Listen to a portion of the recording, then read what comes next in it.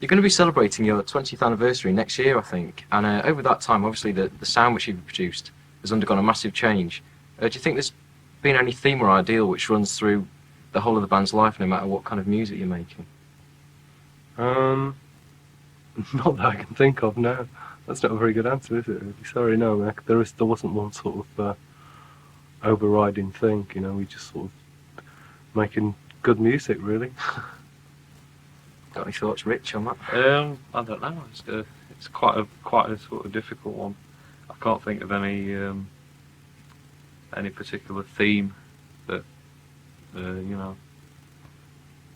I noticed the thing that links both Do the Snake and Colours was that you're both going about getting down and things like that, and I thought perhaps you might have come full circle. Well, always been funkier, that's what it is, really, yeah. Right. Always been into James Brown. Okay. But your old material's like still very much in the public eye, with 16, I think, of your old albums being re-released over the past 2 years. How do you see songs such as Do the Mussolini, Nag Nag Nag and Seconds Too Late now? With kind of fond memories, but I couldn't whistle them for you in a long time. So, Do you still listen to them? No. I mean, suppose I'd spend the rest of my life listening to the back catalogue if I started now.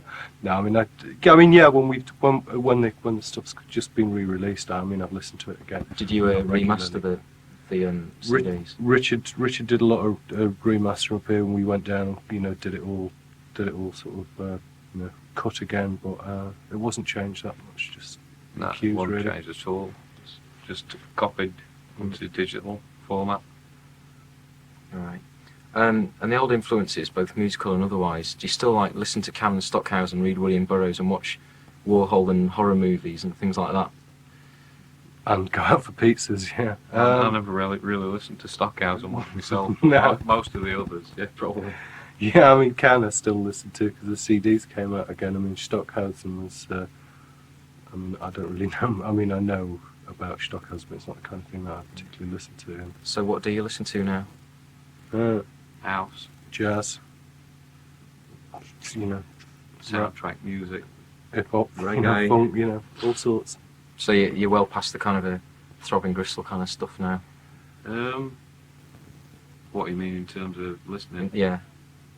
Well, you go forwards, I mean, it's, I can understand people getting into it and still being into it and understand it, but, with a lot of music, particularly when you do it, you sort of, you carry on and you go through phases, and it's good to go back to things, but, generally you progress, and there's, I suppose, a lot of stuff like that I wouldn't listen to now, but there again, that doesn't mean it's not like an influence. It's good to dig things like that out, though, Do you think you could name, like, say, 3 specific songs that have influenced you in whatever period of the band?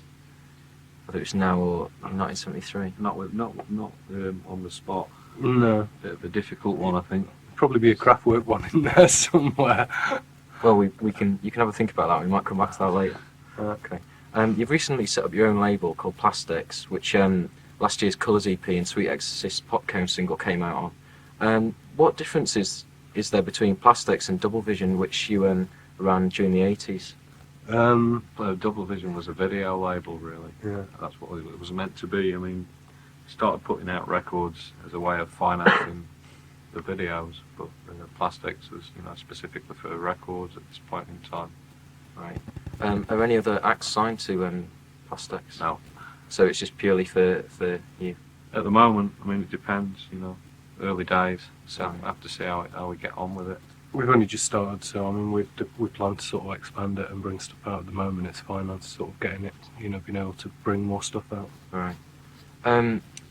The output of the Cabs at the moment is very diverse. Like, you're getting all the old LPs, such as the recently released 1974 to 1976 CD, alongside alternate remixes of early 80s tracks and ambient house tracks and all that kind of stuff. And you're also going to be doing an ambient gig at the Scala Cinema in London quite soon, I believe.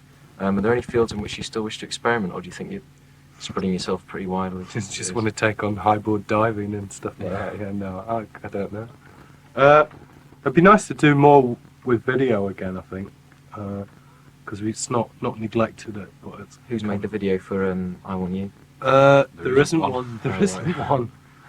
I mean, we did the stuff for Colours video for that, but it'd be nice to do. I've a bit more money to be able to do a bit more video work again, I think, because that's people don't do so much of it now. You're still keeping in contact with Peter Kerr, who did the video for Sensoria and things like that. Yeah, I'm on and off. I mean, he lives in America, so it's it's a bit difficult. Okay. How did 1988's Acid Horse project with Alan Jorgensen come about? And could you tell us the mystery identities of Harold Sandoz, Alien Dogstar, Tennessee King, Biff, and the galloping Scorpio Saddlebutt? We were really pissed when we did it, I think. Now, we were in Chicago working with Marshall Jefferson. Marshall got Was this ill. when you were recording Groovy Laid Back and Yeah. Nasty? Yeah. We were there for a month or 5 weeks, and like Marshall was ill, so he took a week off. And Marshall had introduced us to like Al Jorgensen, because he works in the same studio. Yeah. And we just like ended up drinking, and then they had some free studio time, so We said, went in there. let's just go in and do something. So we just went in. I think it was 2 or 1 day. Yeah, Was it just yeah. 1 day or 2 days? No, we did it in 2 days, and we went, but they were like days and nights. Okay. Who does the vocals on the track? Chris from Finney Tribe and me. Wow. But I can't remember which bits did which, but it was us two who did it. Yeah. Right. So which one were you out of? I presume you were Harold Sandoz, Rich, Yeah, and I was Biff. You were I was Biff. Well, everybody was under contract, you see, so we weren't allowed to make the record. I So see. Right. we all had to have pseudonyms. What was the idea behind the Technicolor club nights, and will there be any more in the future? It was just really to, to sort of change a little bit the way we were doing gigs. I suppose it was a little bit like the Shame thing, but we were trying to do it on a smaller, more intimate scale, just going out and not just doing gigs, but taking out DJs and things like that. And yeah, we'd like to do some more, but it's, it's just, getting around to it really. Right. Are you going to be playing live in the future, apart from the one-off in London? Yeah, we're supposed to be doing a few of those kind of ambient things, but we're not quite sure where or when. Is it going It's to be usually a bit vague. Is it going to be purely ambient, or is it still going to have a beat to it? yeah. I mean, Yeah, it's yeah, more yeah. like ambient house, I suppose. It's kind of like an ambient You've got to racket, put- really. Yeah, put a label on it. Right. Yeah. To many people, you're still seen as being a 1980s synth duo making dance records that it's difficult to dance to when you hang around disused factories. Do you think this old image That's still me. lingers? That's me. I mean, we're in a disused factory even God, as we it's- speak. This is not a disused factory, it's used. That's- It's used, we're in. This is ongoing there's, factory. there's a waterfall out the back and there's flowers at the front. So Is that what we can hear now? The That's water? a waterfall, yeah. It's not works. No, it's a waterfall. Do we still? I mean, do you think it's a burden that you've still got an image of making cool records like Nag Nag Nag and Sensoria, and people might not have heard your new stuff and still think you're doing what you were doing 10 years ago? Or Well, if they do, then tough shit, 'cause I don't care. I mean, it's like, we do what we do. I mean, you're at the mercy of, media in some respects. It's like, if the media wants to say you're doing a lot of new stuff and it's, then so be it. Sometimes we go through phases where people don't, we do stuff without a lot of attention to it. So we don't, we don't really care what people think of us, to be quite honest. Right.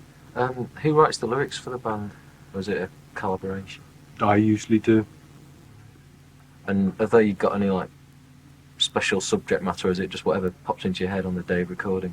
Or No, has, I mean, has that it's- changed over the years? No, it's like it's a dual thing. Trying to use trying to use voices and samples as instruments, and doing stuff that you can is suggestive, and that's about it. I can't really break down all the tracks, because there's a lot of records there. But Yeah. it's it's all about control. If you had to pigeonhole yourself, what label would you put on the group, or do you think you're indefinable? I mean, say at this current moment in time, the music that you're making now, how would you define it, or would you not want to? I wouldn't really. I mean, Electronic music. psycho dope. I don't know. Right. Do you think your influence is as widespread as people often claim Our in terms influence- of making? It's not good being, asking us, is it? That one, really? No, we I don't guess really not, know. Wrong people not to- being to modest be or able to immodest say. or whatever. I don't know. People say so, but I mean, we've always been. Because- Occasionally, it's been trendy to say that we're in their record collection, and sometimes it's like, fucking, I'll put that record to the back. So, I don't really know what people make of it. Right. Which records that you've made are you most proud of, and why? Both of you.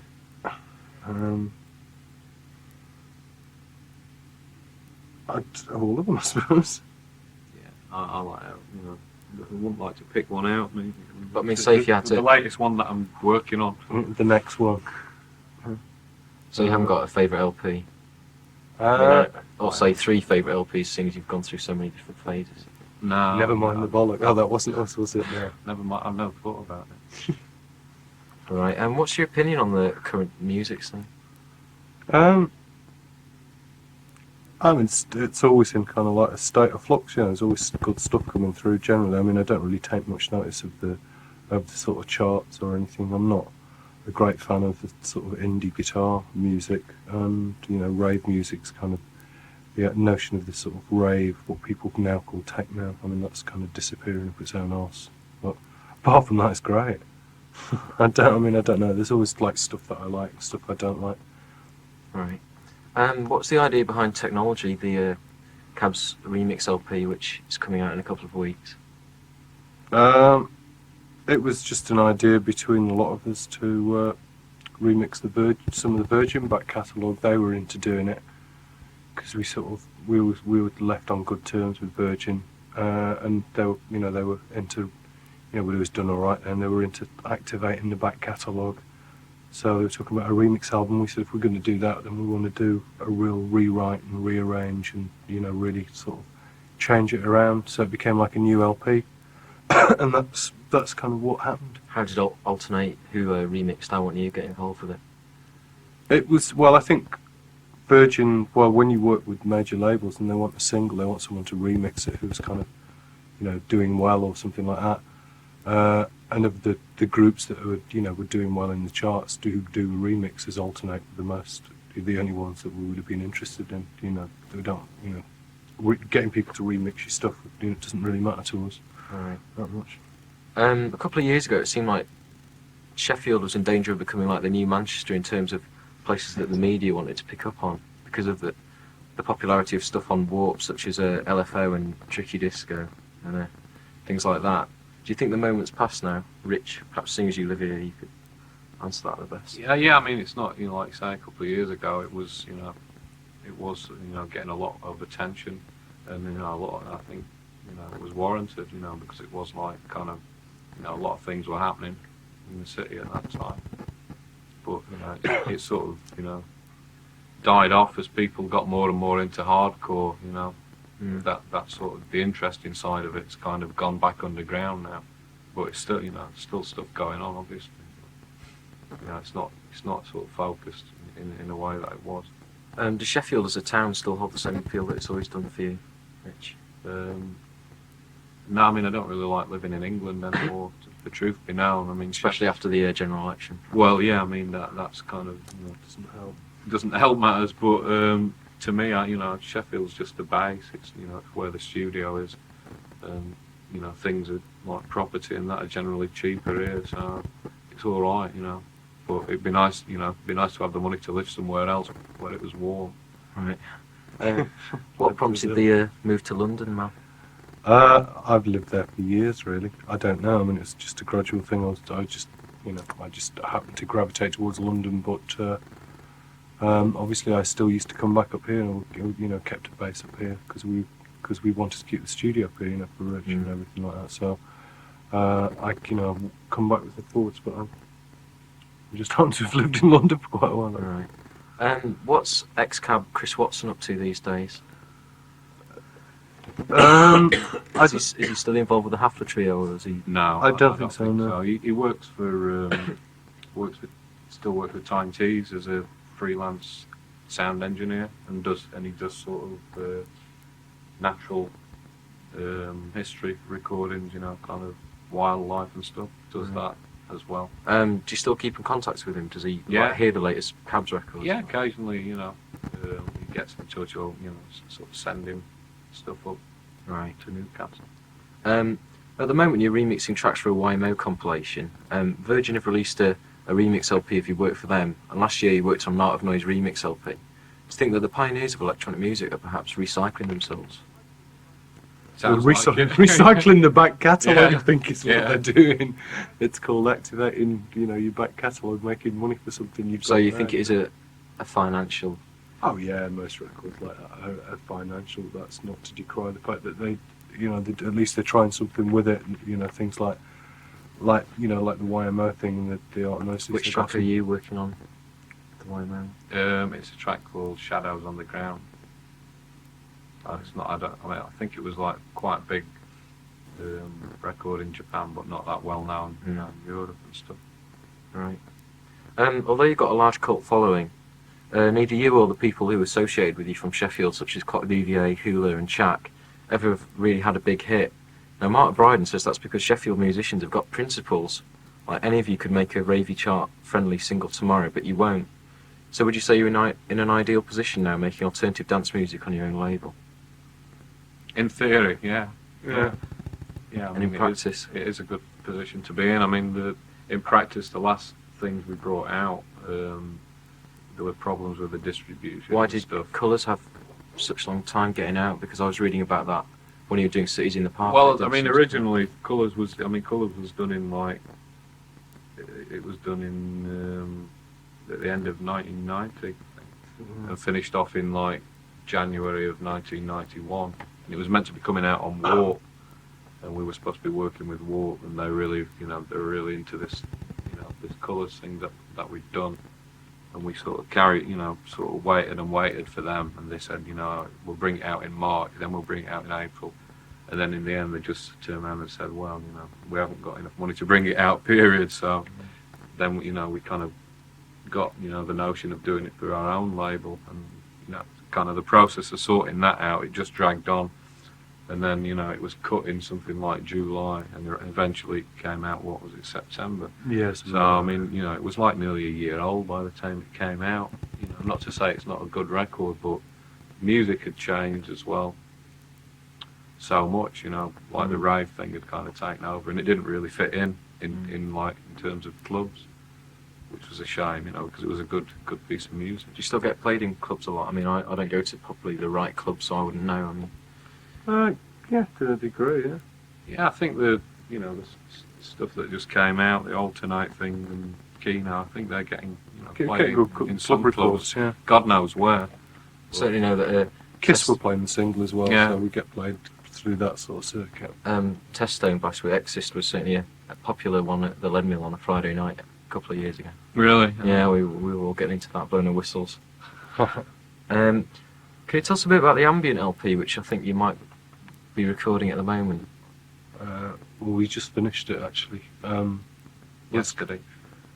Yeah, it's sort Have you got a title for that yet? No. No, not yet. No. And when do you think it'll be coming out? June. I think it's beginning of June, so it's in about Not a couple of months.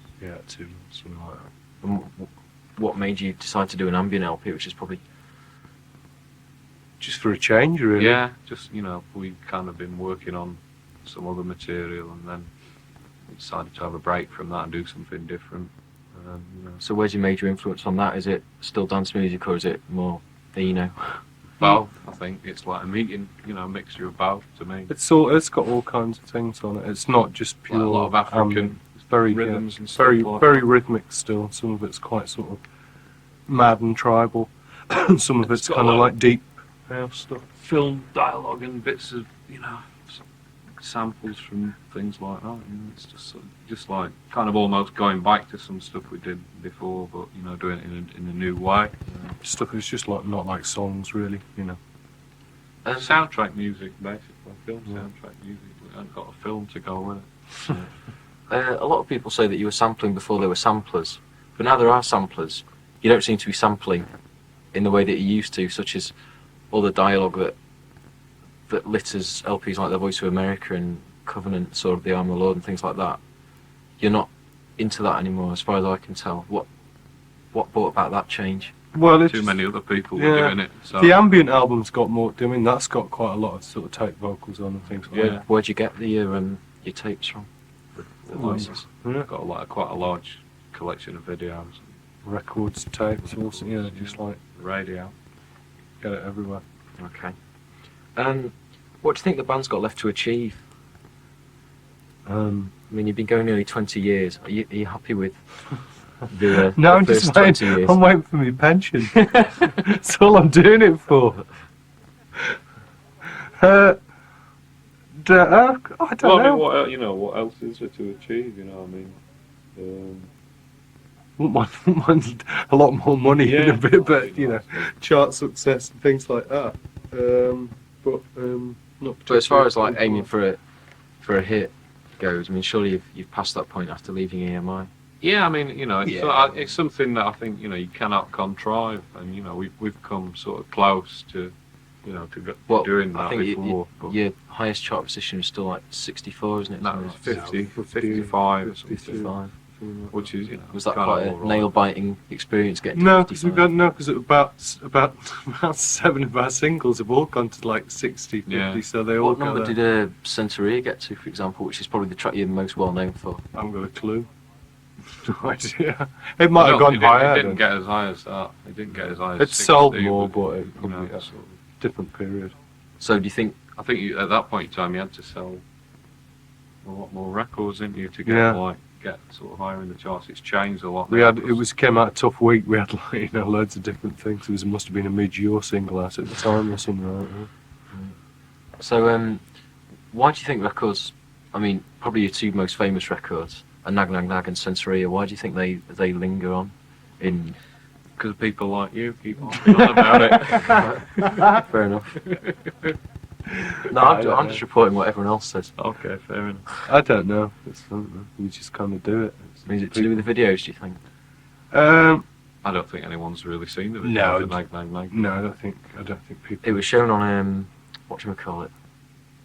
Def 2. Yeah. I suppose that was about 15 years too late, wasn't it? Oh, well, it was probably when we did that interview for it or something like that. I can't remember. Yeah, Pinker probably used. Oh yeah, that's right. Yeah, on Snub Yeah. was it? Yeah.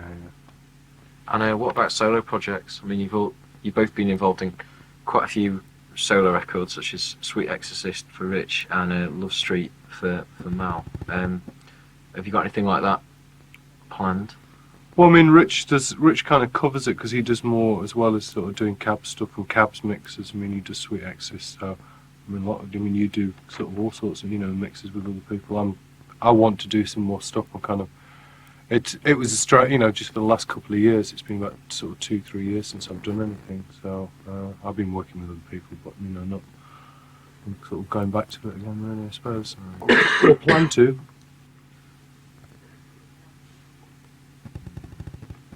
So perhaps have a dramatic pause here as I come to the end of my question sheet and think, is there anything else? Is there anything else you can think of that I should ask you? Who Won the cup in 1923. I don't know. I No, don't think of nothing. No, I never think of. Can never think. Oh of no, we can anything. come back to your. We can have a think about your 3 favourite records. I'm thinking all night about that one. Yeah, no. I Go on, can't. just take a. And I refuse to commit myself on that one. Okay. Then. Yeah, me too. I can't think of anything off the top of my head. I'm crap at things like that.